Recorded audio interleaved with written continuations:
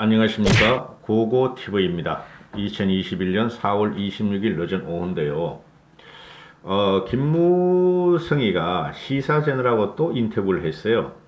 이 인터뷰한 내용이 며칠 전에 월간 중앙과 인터뷰한 내용하고 거의 똑같고, 그 다음에 이 인터뷰 내용은 김무성이가 작년 4.15 총선 전후로 해가지고 중앙일보 등등과 밝힌 비하 내용인데요. 지금 왜 자꾸 이게 박근혜 탄핵 비하를 갖다가 김무성이가 인터뷰를 하느냐? 김무성이는 지금 상당한 영향력이 있는 정치인은 맞아요.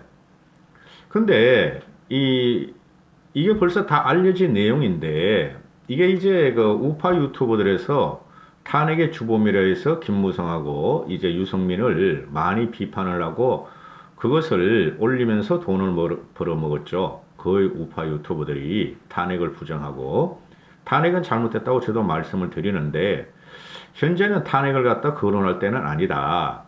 4년 동안 우리가 그래 봤어도 문제는 끔찍도 않아요.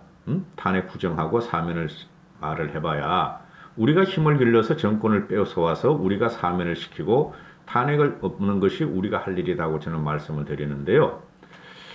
그 태극기 부대에 대해서도 김무성이가 태극기 부대에 따라다니시는 분들도 요새 많이 변했다. 중도화의 경향이 많이 들어갔다. 이렇게 말씀하시는데, 그러면 뭐합니까? 그 우파 유튜버 세력은 더 지금 강해지고 있는데요. 그래서 왜 이런 그 김무성이의 인터뷰를 계속 시사저널, 월간중앙 또 일반지에서 따는가? 이게 말이죠. 김종인 씨가 떠난 다음 야권에 대해서 영토 전쟁에 들어갔다는 거예요. 그러니까 쉽게 제가 그럼 이런 말씀을 드리죠. 자중 질환에 들어갔고, 그죠? 다시 도로 새누리당, 도로 한국당으로 돌아가면서 지들끼리 이권 싸움과 권력 싸움이 시작됐다. 어디에서? 국힘 내부에서 이러는 거죠. 그렇죠?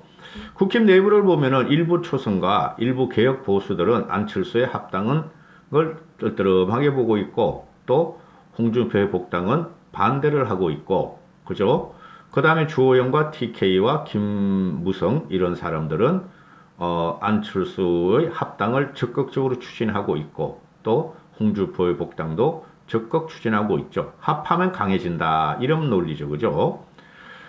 근데 제가 뭘 알겠습니까만은, 저는 과거의 물이 물레방아를 돌릴 수 없어요. 물은 흘러가고 항상 생명력을 유지하죠. 그죠? 물은 멈추는 경우가 없습니다. 그죠? 웅덩이에 고인 물만, 호수물만 그대로 있죠. 큰 호수는 스스로 소용돌이 치면서 말입니다. 자정이 있는데, 작은 호수는 말이죠. 그건 고인 물이에요. 김무성 씨 같은 경우도 2016년 총선에 의해서 일단은 정치적인 패배를 당한 사람이에요. 그 이후에도 계속 5년 동안 패배를 당한 사람이에요. 다 마찬가지입니다. 지금 국힘 내부는. 근데 왜 갑자기 그 탄핵을 서병수가 탄핵 부정하면서 튀어나왔을까? 때는 요때다. 언론들이 득달같이 덤벼들고 서로 자기 변호하고 변명하기 바쁜데, 이것이 국힘을 자멸로 가는 길이다 하고 저는 봐요. 이런 이런 언론 기사가 계속 나오면 나올수록. 그래서 참으로 안 좋은 현상이 지금 벌어지고 있어요. 물론 우리도 저희도, 지금 그냥 마음 같아서는 문재인을 얻고 싶죠? 그 다음에 탄핵을 갖다 무효화시키고 있죠? 당장 이명박 박근혜 대통령, 특히 TK나 우파 유튜버를 따라다니시는 분들은 박근혜 대통령을 감옥에서 구출하고 싶죠? 근데 그걸 모든 키가 우리가 권력이 있기 때문에 문재인이 갖고 있죠. 그런데 계속 과거는 이랬다, 과거에 내가 이렇게 했다, 이런 게 나오면 나올수록 국민들은 비호감이 느껴지고, 그 다음에 야권은 자중질환이 일어납니다. 차라리 김무성 씨가 작년에 이거를 발설을 몇 번 했어요. 하고 나서 이번에 말을 안 갖고 나오면 참 좋은데 또 갖고 나와요. 그럼 뭐 탄핵파, 비탄핵파로 또 분열이 되겠죠. 김무성 씨의 말을 좀 전해드릴게요. 시사전이라고 이야기한 건데 어제 월간 주산에서는 이 탄핵 비하는 안 나왔기 때문에 전 이거 벌써 옛날부터 봤어요. 그리고 이런 방송을 많이 했어요. 제가 항상 주장하는 것이 박근혜 대통령이 하야는 안 된다. 할 수 없이 탄핵을 했는데 그거 우리 잘못으로 됐기 때문에 우리가 권력을 되찾아서 그걸 되돌리면 된다 하는 게 고고디 여병TV의 논리예요. 지금 김무성이가 말하는 게 당시에 박지원과 문재인이가 박근혜 대통령의 탄핵이 아니라 하야를 주장했다. 이게 요점이에요. 문재인과 박지원은 민주당 애들이었죠. 당시에. 그죠? 그리고 정치에 자칭 정치 구단이라는 게 박지원이니까 이 하야라는 건 제가 어제도 말씀드렸지만 하야를 하면 안 되는 거예요. 이승만의 모델이 그대로 갑니다. 하야하면은 끌려 내려오는 거잖아요. 그죠? 탄핵은 법에 대해서 되는 거고 하야는 무법이 되는 거예요. 그죠? 법적인 절차를 안 받는 거잖아요. 끌려 내려오면은 그 다음에 성남 국민들이 가만히 있겠습니까? 그죠? 청와대를 나오는 박근혜 대통령 집으로 가서 물러나라, 없어져라, 나가라 이렇게 되는 거죠. 그러면 망명의 길로 가는 거죠. 이승만이 그래서 하와이로 망명해가지고 영원히 못 돌아오지 않습니까? 그렇죠. 그럼 박근혜 대통령도 당시에 하야를 하는 것은 안 된다는 거예요. 그래서 김무성이는 하야가 아니라 탄핵의 길을 밟을 수뿐이 없었다. 국민의 분노에 의해서. 그거는 정치적으로 저도 이해가 돼요. 근데 이걸 자꾸 말하는 게 박지원이가 문재인이가 하야를 요구했고, 박근혜 대통령은 하야를 거부해서 할 수 없이 자기들은 탄핵을 선택했고, 또 김기춘이도 그렇게 생각했고, 당시에 정무수석도 탄핵에 가면은 자기들이 탄핵 안 당할 거다. 반드시 대법원에서 기각될 것이다 하고 기대를 했는데 그렇게 되지 않았다. 그죠? 성남 민심을 따라갈 수가 없어요. 그래서 그 대법원에서 지금 탄핵 기각 판사 그 친구 주심 판사 지금 고려대 석좌 교수로 간 친구 박근혜 탄핵을 인용한다. 그 말 한 번 하는 순간 저도 가슴이 떨어지는 줄 알았어요. 성남 민심과 폭동하는 민심을 국민의 그 폭동을 막을 수가 없어요. 그걸 정치적으로 한 거지. 이걸 갖다가 헌법적으로 법률적으로만 따지고 들어가면은 탄핵 기각될 줄 알았다는 거죠. 근데 착각이었다는 거죠. 그래서 이 사람이 비사를 이야기하는데 이거 비사도 아니에요. 저도 다 알고 있었고 김무성이가 나는 국가는 헌법에 의해서 운영하기 때문에 나는 탄핵 절차를 밟자는 입장을 고수했고 당시에 새누리당 안에서 서청원이 친박이죠 전보다 서청원이 최경환이 정가변이 홍문종이 등 친박계 의원들은 박근혜 대통령이 탄핵 불매를 쓸 수가 없다 해서 하야를 건의했다. 제가 몇 번 방송했어요 작년에. 하야는 탄핵보다 더 안 좋은 거예요. 그래서 당시 허원재라는 청와대 정무수석이 이 사람들의 서청원, 최경환, 정가변, 홍문종 등등 8명의 친박 의원들을 받들어서 박근혜 대통령한테 하야를 요구했다. 그런데 박근혜 대통령은 거부했다. 이게 핵심이에요. 이때까지 탄핵과 비탄핵과 우파 유튜버들이 돈벌이를 위해서 써먹은 것이 이게 핵심이에요.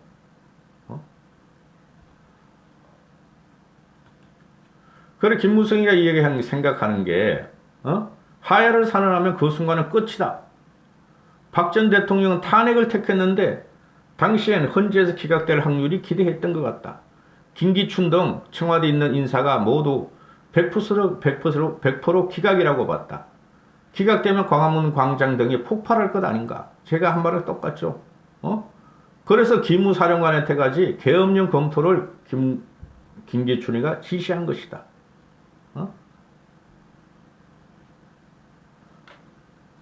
하야는 시키면 안 됐죠. 그래 어쩌다가 탄핵이 됐는데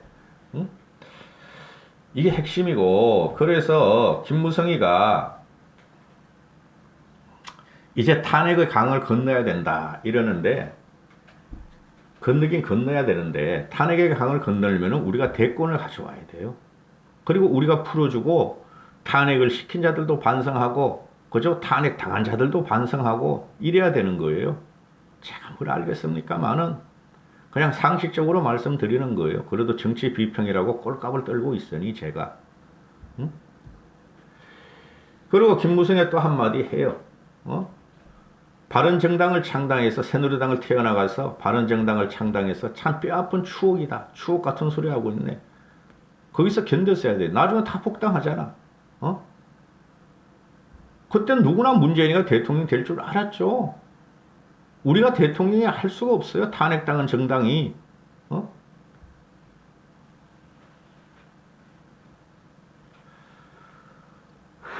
그래서 얘가 하는, 이 김무성 씨가 하는 소리가 얘가 아니지. 이 사람은. 문재인 대통령이, 문재인 전 대표가 대통령이 되는 것을 막기 위해서 반기문 유엔 총장을, 유엔 사무총장을 대통령으로 만드는 길밖에 없다고 생각했다. 이게 착각이라니까. 대통령의 그릇을 몰라. 김무성이가. 반기문이 나 그때 나올 적에 저 경악했어요. 저런 사람이 어떻게 대통령이 되나? 그냥 그때 던져주고 말았어야 됐어. 문재인한테. 그리고 우리는 절치부심 와신상담의 길로 들어갔어야 됐어요. 근데 어떻게 됐어요? 탄핵당하고 정권 다 뺏기고 어소스까지 다 뺏기고도 계속 투쟁한 거야. 그걸 끄는 사람이 김종인 씨예요. 근데 이 친구는 김종인 씨하고 지금 대척점에 서가지고 김종인 씨를 용서 못하겠다 그러잖아요. 김무성 씨는. 왜? 단 이유가 하나예요. 안철수를 저주했으므로 김종인 씨를 용서 못하겠다. 그래서 안철수를 국힘에 합당을 시키고 윤석열도 국힘에 들어오게 해서 대권 창출을 하는 킹메이커가 되겠다 하는 소리인데 꿈 깨라 하는 거죠. 흘러간 물들은 될 수가 없어요. 항상 김종인 씨는 현실 정치에 있었고 김종인 씨도 있었지만은 김종인 씨, 김무성이도 있었지만은 김종인 씨가 가는 길엔 승리만 있었고 김무성이가 가는 길에는 2016년 이후로 패배만 있었어요. 그런 걸 한번 보실 필요가 있어요. 왜 국민들은 김종인 씨를 갖다가 환호하고 김종인 씨를 가는 곳마다 표를 주는가? 그게 사고가 유연하고 20대, 30대 같고, 연세는 많으시지만은 사고의 유연성과 진폭이 너무 크다는 거죠. 전체를 통시적으로 보면서 전체를 아우라를 다 잡는다는 거죠. 그러니까 착각하고 있어요. 김무성 씨가 지금.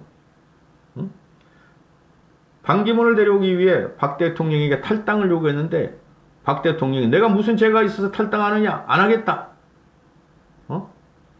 그래서 할 수 없이 반기문을 대통령으로 만들기 위해서 탈당을 해서 바른당을 차렸다. 근데 뭐해? 며칠 안에서 바른당에서 그냥 깨지고 반기문은 도망가고 김무성이는 진짜 낙동강 오리알이 됐는데.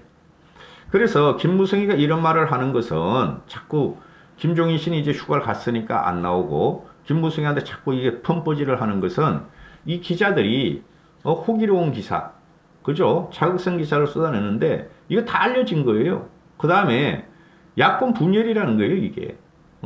김종인 씨의 대척점을 김종인 씨의 대척점을 김무성이나 주호영이나 국힘 쪽으로 세워서 이게 뭐야? 국민이 원하는 것은 김종인 씨예요. 나중에 보십시오. 전혀 도움이 안 돼요. 이런 김무성이가 계속 이렇게 설치는 것은. 패배 연속이었고, 패배주의에 지금도 사로잡혀 있어요. 김무성이가.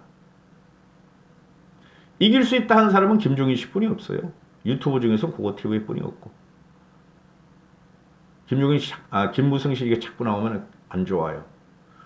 그대로 새누리당으로 돌아가는 거야. 그대로 한국당도 아니고. 이까지 하겠습니다. 감사합니다.